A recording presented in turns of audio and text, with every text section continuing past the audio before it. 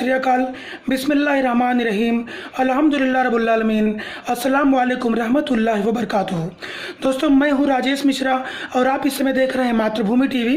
और साथियों, आज मैं बात कर रहा हूं हीरा गोल्ड कंपनी के बारे में। दोस्तों, जिस तरीके से कि मैंने आपसे कल वादा किया था कि मैं आज आपको कुछ कोर्ट की अपडेट्स आपको बताऊंगा, तो साथियों वही वादा पूरा करने के लिए मैं इस समय आप लोगों के सामने मुखातिब हूँ।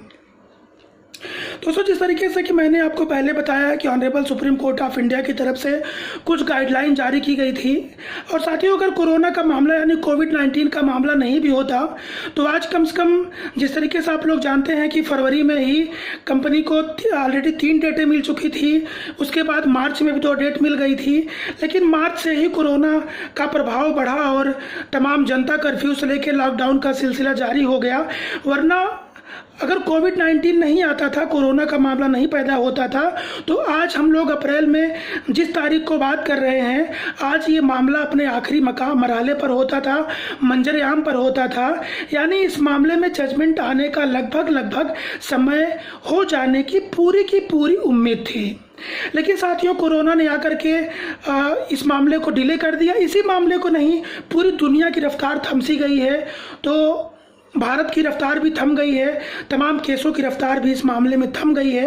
आप लोग अच्छी तरीके से जान रहे हैं। इस मामले में मुझे लगता है कि अब ज़्यादा बताने की ज़रूरत नहीं है। तो साथियों, जब कोविड-19 यानी कोरोना की महामारी देश में आई तो सुप्रीम कोर्ट ऑफ इंडिया ने एक गाइडलाइन जारी किया, और उस गाइडलाइन के अंदर उन्होंने 2 बातें मुख्यतः रूप से कही हैं। उसमें पहली बात उन्होंने सेक्शंस की बात की है कि किसके ऊपर कौन सा सेक्शन लगा है, कौन सा सेक्शन नहीं लगा है, और दूसरी बात उन्होंने हेल्थ ग्राउंड के ऊपर लोगों को बेल देने की बात कही थी। तो साथियों, जिस तरीके से कि मैं पहले से आपको बता चुका हूं कि हेल्थ ग्राउंड को लेकर के आपा डॉक्टर नवीरा शेख की इंटरिम बेल के लिए कोर्ट में एक एग्जिबिट दाखिल की गई है, और जिसकी डेट 17 तारीख है।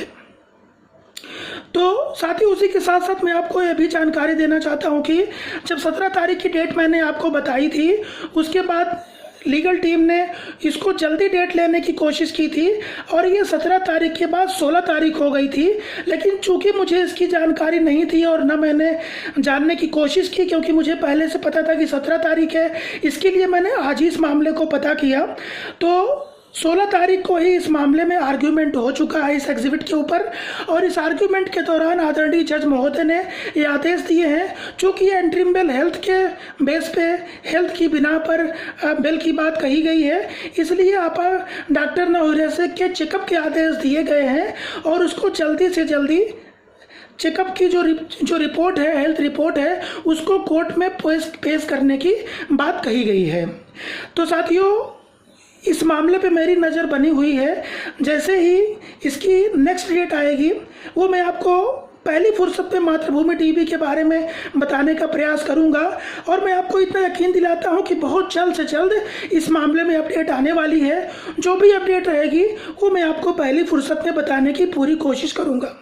देखिए साथियों, बरगलाने के लिए, बहकाने के लिए, गुमराह करने के लिए और अपनी प्रेस्टीज को कायम रखने के लिए तमाम प्रकार की बातें कही जाती रहेंगी, तमाम लोग बदगुमानियां फैलाते रहेंगे और रंग रंग की तरह तरह की बातें करते रहेंगे।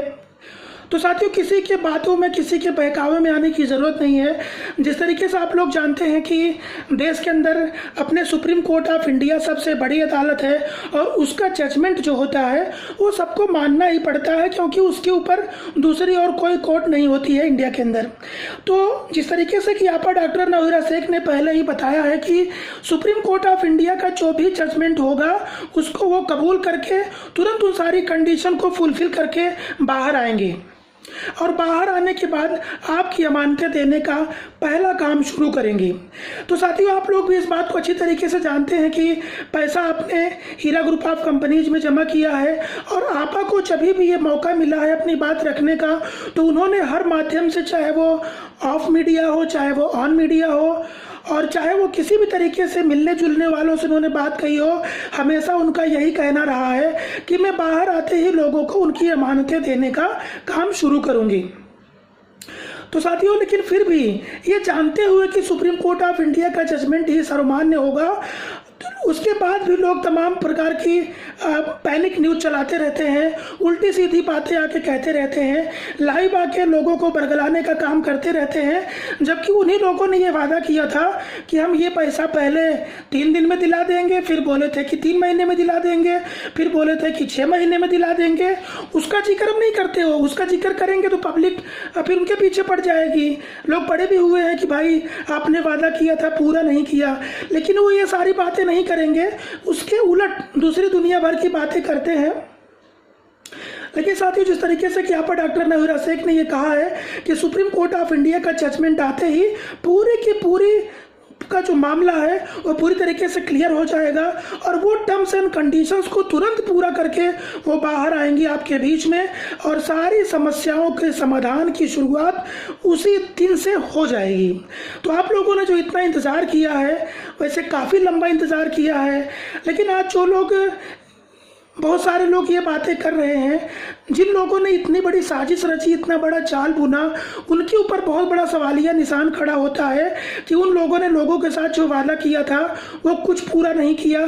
सिर्फ छोटी मोटी कहानियां लोगों के सामने रचते रहते हैं, फरेब वाली बातें करते रहते हैं, लोगों को बरगलाने का, लोगों को इमोशनली ब्लैकमेल करने का, लोगों के सामने झूठ कहने की बात कहते रहते हैं।